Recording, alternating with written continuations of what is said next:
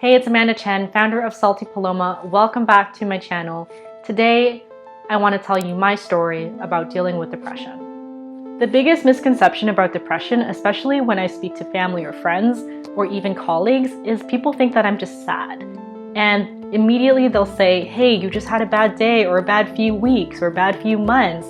It's going to pick up. Things are going to get better. It's not about bad things happening or feeling bad or feeling sad or not feeling happy. It's about not being able to feel at all. The scariest part is just not knowing what you're going through and wondering, is this something that is just a you thing, or is this something that everyone goes through? So I think it's really important to share your story, and this is mine. I remember sitting at home one night, and I used to live on the 21st floor in a beautiful condo in downtown Toronto. And I looked outside on my balcony, and I thought, what if I just jumped down? I instantly caught myself in that thought and thinking about the pleasure of that action and just freaked out. I'm a smart person. Why would I have that thought? Of course, it's not the right idea. It's not a desirable thing to jump off a balcony. And this is how toxic my negative self-talk was. Every negative thought I had, I would beat myself up about even thinking about the negative thought and feeling guilty and shameful about having those thoughts. What I found interesting is negative self-talk used to help me. It was my biggest power. It helped me get through so many things, so much unfairness, injustice, and then all of a sudden, I guess negative self-talk just took over me. And this is when I realized I was out of control. So what did I do? I text 4 people. I text 3 of my best girlfriends and 1 guy that I was seeing at the time.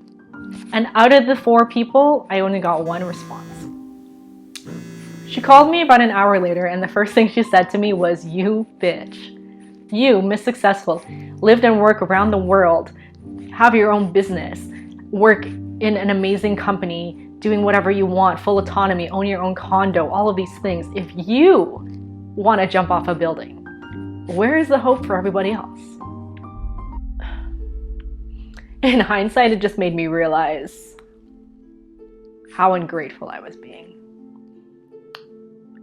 To realize how much I ignored myself, how much I just, how much self-loathing I gave to myself. My first experience working with a psychotherapist was an absolute nightmare.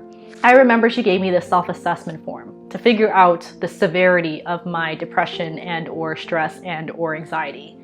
And the top score was, let's say, 50 points. And I was somewhere close to 90 points. I was so enraged at the fact that you can even score that high. The highest point should have just been 50. So I felt like inhuman. I felt like I was unhelpable.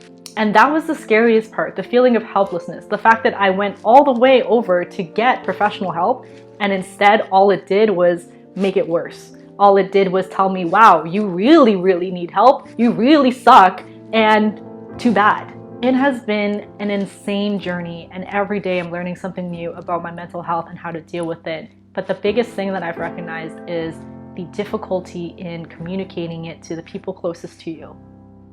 My parents told me that depression doesn't exist. It's not a thing. You just had a couple bad days. Just pick yourself up, try harder. And I had to tell them that this was the problem. I can't do that anymore. I used to be able to do that. I used to be able to pick myself up and keep going. But now it takes me 20 minutes to answer an email. I can't do basic tasks anymore. And after a long and painful conversation with me and my mom, my dad finally responded saying Amanda needs help for her mind. And that was a tipping point where I realized, oh my God, I am a problem.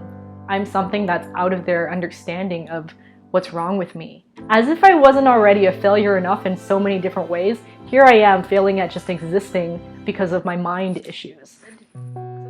For the people that did acknowledge my depression, I had people that used that against me as a form of aggression. I had people telling me that I was a horrible person, that I need to fix myself, that I'm a problem.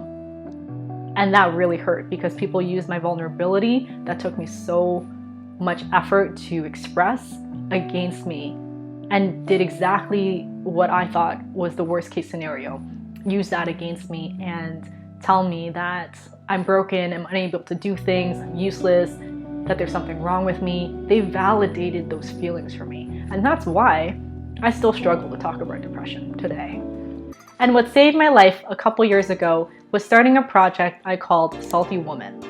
At first, Salty Woman was all about woman empowerment and fighting for your rights and successful stories and a lot of strength and courage. Along this journey, I got introduced to so many mental health experts in the city that really changed my understanding of mental health, realized how common it is, especially among entrepreneurs. And just to find these people that already knew what I was going through, if not already were going through it themselves, I didn't feel like an alien anymore. I didn't feel like I had to explain why things were happening, because I don't know why things were happening the way that they were happening. And the more that I'm unable to express that, the more stupid I feel, the more hopeless I feel, because if I can't explain it, how can you help me? So I hope this conversation allows you to talk about depression, because I don't look like someone that suffers from this on a regular basis, but I do. And I just hope that if anyone approaches you about this, that you can be more understanding, more empathetic, and to not use their mental health as a crutch to cradle them, to make them feel useless and handicapped, but to empower them, to help them get through it, and figure out how you can communicate back to people. Thank you so much for tuning in today. I think it's really important for us to share our stories. So once again, throw me a like, show me some love, and let me know if you have any stories to share about depression and mental health in general. And as always, make sure to subscribe, because I'll be launching another video for you next week. Bye for now.